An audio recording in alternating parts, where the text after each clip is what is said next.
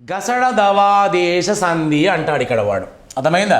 So అందులో number 1 గా సా డా దా వా గసడ దవాదేశ సంధి. ఓకేనా? మరి గసడ దవాదేశ సంధి అనబడేటువంటిది ఏ రకంగా ఉందో ఒకసారి చూద్దాం. ఒకసారి ఇక్కడ సో గసడ దవాదేశ అని ఇక్కడ అనగా గా సా డా దా వా అనబడేటువంటివి ఏ రకంగా వస్తాయమ్మా అని చెప్పగానే ఆదేశంగా వస్తుంది. మరి గసడ దవాలు అనబడేటువంటివి ఆదేశంగా వచ్చేటువంటి సంధి గసడ దవాదేశ సంధి అని ఇక్కడ. సో మనం కూడా అర్థం చేసుకోవాలి. ఇక్కడ గసడ దవాదేశ సంధి అనగానే ఎంబటే ఏదో ఒకటి చదవడం కాదు. ఇక్కడ ఫస్ట్ ఆఫ్ ఆల్ గసడ దవాదేశ సంధి అనగానే చూద్దాం ఒకసారి. ఇక్కడ మరి గసడ దవాలు అనబడేటువంటివి ఆదేశంగా వచ్చినవి. ఓ కరెక్టే. మరి ఈ గసడ దవాలు అనబడేటువంటివి వేటికి ఆదేశంగా వస్తావనేటువంటి విషయాన్ని కూడా మనం గ్రహించాలి. అంటే ఓ క్యాండిడేట్ నన్ను అడిగాడు, సార్ ఇప్పుడు ఏ సంధి సార్ అనగానే అల్సందులలో మనం గసడ దవాదేశ సంధి యొక్క ప్రస్తావనని మనం నేర్చుకుంటున్నామని చెప్పాను.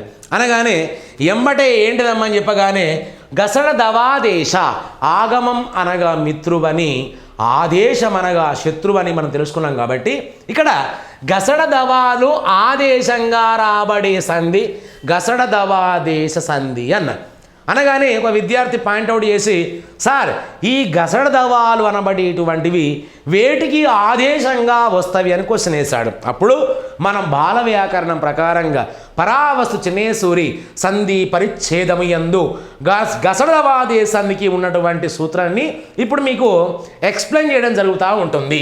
అందులో నెంబర్ 1 సూత్రం ఏంటిదమ్మా అని చెప్పగానే ప్రథమ మీది పరుషాలకు. అర్థమైందమ్మా? చూద్దాం. ఇక్కడ ప్రథమ మీది ఏంటిదమ్మా అని చెప్పగానే పరుషాలకు ఏంటిదమ్మా అని చెప్పగానే గసడ దవాలు బహుళము అని ఇక్కడ. అర్థమైందమ్మా? గసడ దవాలు బహుళము అని ఇక్కడ. ప్రథమ మీది పరుషాలకి గసడ దవాలు అనబడేటువంటివి బహుళము అని ఇక్కడ. అయితే ఫస్ట్ ఆఫ్ ఆల్ ఇక్కడ మనకి ఏం తెలవాలా? ప్రథమ అంటే తెలవాలా, మీద అంటే తెలవాలా, పరుషాలంటే తెలవాలా, గసడ దవాలు ఏ రకంగా బహుళం అనేటువంటి తెలవాలా. అంటే ఈ 4 పదాలకి అర్థాలు తెలిస్తే మన గసడ దవాలు అనబడేటువంటివి ఏ రకంగా ఆదేశంగా వచ్చినాయో అనేటువంటి విషయాన్ని సంపూర్ణవంతంగా మనం తెలుసుకోవచ్చు. ఇక్కడ అందులో నెంబర్ 1 అంశం ఏంటిదమ్మని చెప్పగానే ప్రథమ అంటాడు. ఇక్కడ ప్రథమ అనగా అర్థం ఏంటి అనగానే చాలామంది విద్యార్థులందరూ కూడా ఏమంటారమ్మని చెప్పగానే మొదటిది, ఇంగ్లీష్లో కొందరు ఫస్ట్ది అంటారు. అక్కడ కాదమ్మ. ఇక్కడ ప్రథమ అనగా ఫస్ట్ది కాదు, మొదటిది కాదు. ప్రథమ అనగా అర్థం ఏంటిదమ్మని చెప్పగానే ప్రథమ విభక్తి ప్రత్యయాలు అయినటువంటి డూము ఊలు తల్లి. అర్థమైందమ్మా? ప్రథమ అనగా అర్థం ఏంటిదమ్మని చెప్పగానే ప్రథమ విభక్తి ప్రత్యయాలు అయినటువంటి ఏంటి అమ్మని చెప్పగానే డూమువులమ్మ. ఆ డూమువుల మీద అన్నాడు. ఇక్కడ మీద అనగా అర్థం ఏంటిదమ్మని చెప్పగానే తరువాత పదం అని భావించండి. అర్థమైందా? మీద అనగా అర్థం ఏంటిదమ్మని చెప్పగానే తరువాత పదం. సంధిలో మనకి ఎన్ని పదాలు? 2 పదాలు. ఒకటి పూర్వపదం అని, రెండవది పరపదం అని అనుకుంటాం కదా. కాబట్టి ప్రథమ విభక్తి ప్రత్యయాలైనటువంటి డూమువుల మీద. మరి ఈ డూమువుల మీద ఏముంటాయట? పరుషాలు ఉంటాయట. ఆ పరుషాలు ఏంటి అమ్మా అని చెప్పగానే, ఓకేనా, ఆ పరుషాలు ఏంటి అమ్మా అని చెప్పగానే చూద్దాం ఒకసారి. కచట తప్ప. అర్థమైందా అమ్మా? పరుషాలు ఏంటి అమ్మ అని చెప్పగానే వర్ణనామాలు నేర్చుకున్నాం. ఇక్కడ కచ్చట తపాలు అనబడేటువంటివి ఏంటమ్మా అని చెప్పగానే పరుషాలు. మరి ఆ పరుషాలు పోయి ఏమి రావాలి అనగానే గసడ దవాలు రావాలి. అంటే గా సా డా, ఓకేనా. సో డా దా వా అంటే గా సా డా దా వా. కా ఉన్న ప్లేస్లో గా, చా ఉన్న ప్లేస్లో సా, అదేవిధంగా టా ఉన్న ప్లేస్లో డా, చా తా ఉన్న ప్లేస్లో దా, అదేవిధంగా పా ఉన్న ప్లేస్లో వా. అంటే ఒక అక్షర వర్ణము స్థానములో మరో అక్షరాలు వస్తున్నవి కాబట్టి ఏంటిదమ్మా, ఒక అక్షరము స్థానములో మరో అక్షరం వస్తుంది కాబట్టి దాన్ని మనం ఏమన్నామని చెప్పగానే ఆదేశము అన్నారు. మరి ఆదేశాలు ఏ రకంగా వస్తాయో ఒకసారి మనం చూద్దాం. ఇక్కడ మరి ప్రథమ అనగా అర్థం ఏంటి అంటే ఇక్కడ వాడు అర్థమైందమ్మా. ప్రథమ అనగా అర్థం ఏంటి అని ఇక్కడ ఓకేనా. మన ప్రథమ అనగా ప్రథమా విభక్తి ప్రత్యయాలు అనుకున్నాం. అనగానే మీద అనగా తరువాత పదము, పరుషాలు అనగా కచడ తపాలు. మరి ఆ కచడ తపాలకి ఏం రావాలా, గసడ దవాలు రావాలి. ఎగ్జాంపుల్ ఏంటిదమ్మని చెప్పగానే వాడు ప్లస్ కొట్టే అన్నాను ఇక నేను. అర్థమైందమ్మా, వాడు ప్లస్ కొట్టే అన్న.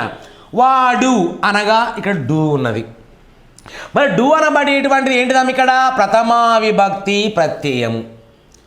అనగా మీద అనగా తరువాత పదం, తర్వాత పదములో ఏమున్నది ఇక్కడ కో అనగా కా గుణితములో ఏదైనా కావచ్చు.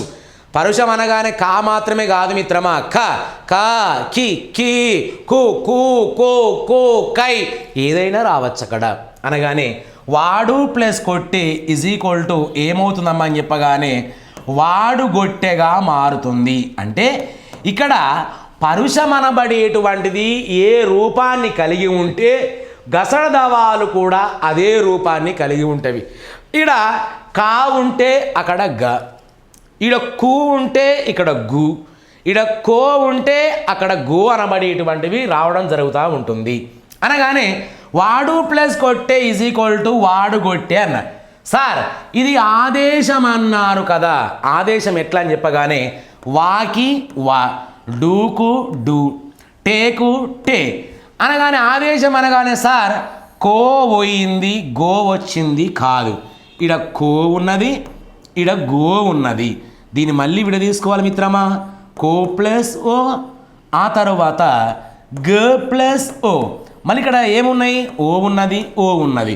అంటే కూ ప్లస్లో గ, గ అనబడేటువంటిది ఏంటిదమ్మని చెప్పగానే ఆదేశ వర్ణంగా భావించాలి. ఇక్కడ క అనబడేటువంటి దానిలో గు వచ్చింది కాబట్టి ఇది ఆదేశ వర్ణంగా భావింపాలి.